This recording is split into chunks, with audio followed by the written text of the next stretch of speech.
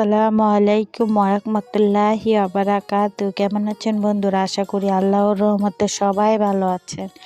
আমি আলহামদুলিল্লাহ বেশ ভালো আছি।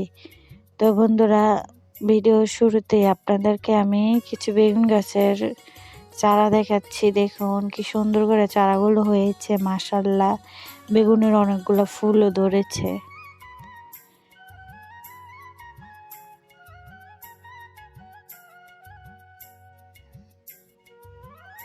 তো বন্ধুরা, রান্নার মাঝে চলে আসলাম। আজকে আমি রান্না করব এই দেশি চিংড়ি, ছোট ছোট দেশি চিংড়ি দিয়ে এই কালারিং সবজি রান্না করব। মানে কালারিং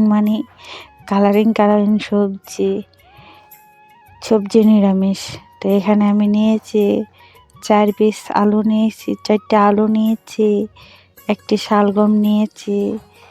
তো এখানে আমি কাঁচা বেগুনও নিয়েছি কতগুলো, একটি গাজর নিয়েছি। যেহেতু আমি সবজি নিরামিষ রান্না করব, সব রকমের সবজি দিলেই সবজি নিরামিষটা খেতে অনেকে ভালো হয়। তো আজকে আমি ছোট চিংড়ি দিয়ে সবজি রান্না করব। তো বন্ধুরা, দেখতে থাকুন আমি কিভাবে রান্না করি। বন্ধুরা, চিংড়িগুলো ছোট ছোট, কিন্তু ঘ্রাণটা অনেক সুন্দর। তো দেশি চিংড়ি মাছটা ছোট ছোট, আপনি যদি অল্প দেন তরকারির মধ্যে বা শাকের মধ্যে, এই ঘ্রাণটা মাশাআল্লাহ অনেক ভালো হয়। তো আমি দেশি চিংড়িও নিয়েছি ছোট ছোট ওই সবজিটা রান্না করার জন্য। তো আমাদের এলাকায় সবসময় দেশি সব কিছুই দেশি পাওয়া যায়। দেশি চিংড়ি, দেশি মাছ, দেশি শাক সবজি ইত্যাদি সব A to Z আপনি যা খাবেন তাই পাওয়া যায়। দেশি বলতে প্রয়োজনীয়, গ্রামে বাস করে দেশি সব দেশি জিনিস পাওয়া যায় এবং টাটকা সব জিনিস। তো বন্ধুরা, এখানে আমি সবজিগুলো ভালো করে কেটে নিয়েছি এবং ভালো করে পরিষ্কার করে ধুয়ে নিয়েছি। আমি সবজিগুলো গোল গোল করে কেটে নিয়েছি। তো প্রথমে আমি বন্ধুরা সবজিগুলো একটু তেলে ভেজে নেব, যাতে কাঁচা গন্ধটা না থাকে।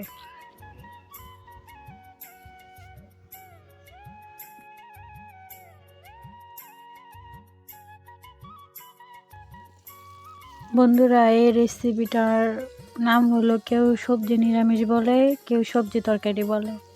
তো দুটাই নাম রেসিপিটা।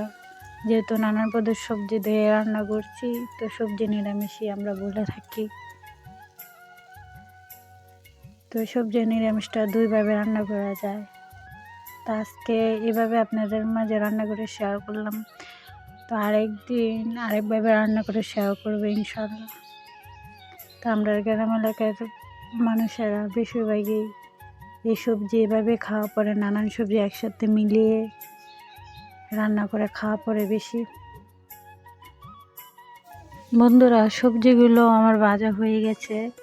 আপনারা যদি এভাবে রান্না করতে চান, তো তেলের সাথে ভালো করে ভেজে নেবেন, যাতে পানিটা না থাকে। পানিটা শুকিয়ে গেলে বুঝবেন যে ভাজা হয়ে গেছে, তখন নামিয়ে নিতে হবে। তো আমি নামিয়ে নিয়েছি।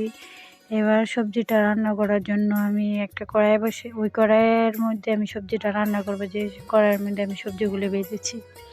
তো প্রথমে আমি পেঁয়াজগুলো বাদামি কালার করে নেব, সাথে চিংড়িগুলো আমি দিয়ে দেবো, পেঁয়াজের সাথে ভেজে নেব। তো আমি সবজিটা রান্না করার জন্য আমি সব মশলা একসাথে আমি পানি দিয়ে মিক্স করে রান্না করব আজকে অন্যরকমভাবে। তো এখানে আমি নিয়েছি আদা, রসুন, হলুদ, মরিচ, লবণ সব একসাথে একটু পানি দিয়ে ভালো করে আমি মেখে নিচ্ছি। ওদিকে পেঁয়াজটা আর এই চিংড়িটা বাদামি কালার হলে আমি এই মশলাগুলো দিয়ে দিব। তারপর একটু পানি দিয়ে ভালো করে কষিয়ে নেব। বন্ধুরা, চিংড়িটা আর পেঁয়াজটা আমার বাদামি কালার হয়ে গেছে। এবার আমি মশলাগুলো দিয়ে ভালো করে কষিয়ে নেব। তারপরে সবজিগুলো দিয়ে আর একটু পানি দিয়ে সবজিগুলো কষিয়ে নেব ভালো করে। বন্ধুরা, এদিকে কষানো থাক, তার মাঝে আপনাদের মাঝে আমি কিছু কথা বলতে চাই। তো প্রতিদিনের মতো আমি যে কথা বলতে চাই ওই কথাই আজকেও আবারও বলছি। তো যারা যারা আমার ভিডিও দেখতেছেন, যদি লাইক দিতে ভুলে যান, অবশ্যই একটা লাইক দিয়ে দেখবেন প্লিজ। আপনার একটি লাইকের কারণে আমার ভিডিওটা শেয়ার হতে পারে। তো যারা যারা অলরেডি এই কাজটি করেছেন, যারা যারা আমার চ্যানেলটিকে সাবস্ক্রাইব করেছেন, তাদেরকে অসংখ্য অসংখ্য ধন্যবাদ। তো বন্ধুরা, আমি আপনাদের সবার ভিডিও দেখি, লাইক ছাড়া আমি কারোর ভিডিও দেখি না। আমি সবার ভিডিও লাইক দিয়ে দেখি এবং কমেন্টস করে ফুল ভিডিও দেখে আসি। তো আমি আবারও আপনাদের একটি কথা বলি যে আমি গ্রাম এলাকার মধ্যে বাস করি, নেটের অনেক সমস্যা।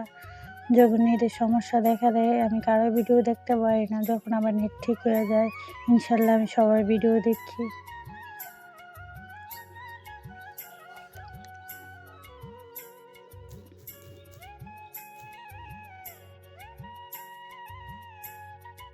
তো বন্ধুরা, এদিকে আমার সবজি কষানো হয়ে গেছে। আপনাদের সাথে কথা বলতে বলতে দেখুন তেলটা উপরে উঠে গেছে। মাশাআল্লাহ, কালারটা খুব সুন্দর লাগছে। দেখুন নানান পদের সবজি দিয়ে এই ছোট চিংড়ি দিয়ে তরকারি রান্না করলে বা নিরামিষ রান্না করলে খেতে অনেক ভালো লাগে, দেখতে অনেক সুন্দর লাগে।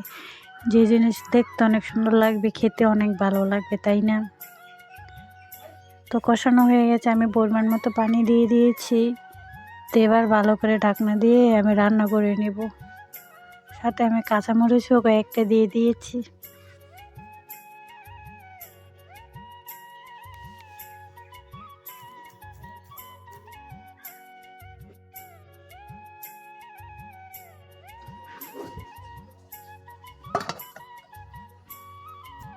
বন্ধুরা, আমার সবজিগুলো রান্না হয়ে গেছে, মোটামুটি প্রায় শেষের দিকে। আলুও সিদ্ধ হয়ে গেছে। এবার আমি ধনেপাতা দিয়ে 2 মিনিট জাল করে নামিয়ে নিব।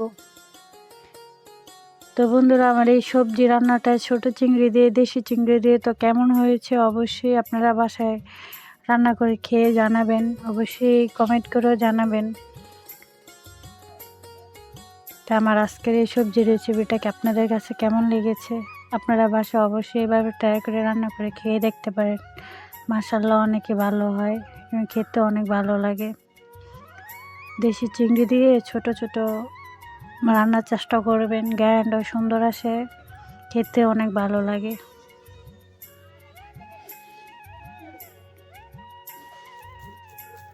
দেখুন বন্ধুরা, এবার আমি পরিবেশন করে নিচ্ছি। মাশাআল্লাহ, কালারটা অনেক সুন্দর এসেছে।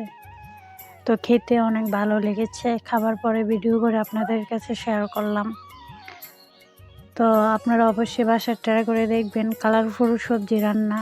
এটার আমি নতুন নাম দিয়েছি কালারফুল সবজি রান্না, যেহেতু অনেক কালার দিয়ে অনেক সবজি দিয়ে রান্না করেছি, কালারটা অনেক সুন্দর হয়, অনেক কালারের, তাই না? তো আজ এই পর্যন্তই। সবাই ভালো থাকবেন, সবাই সুস্থ থাকবেন, সবাই সবার জন্য দোয়া করবেন, সবার ভিডিও লাইক দিয়ে দেখবেন। আসসালামু আলাইকুম ওয়া রাহমাতুল্লাহি ওয়া বারাকাতুহু। আল্লাহ হাফেজ।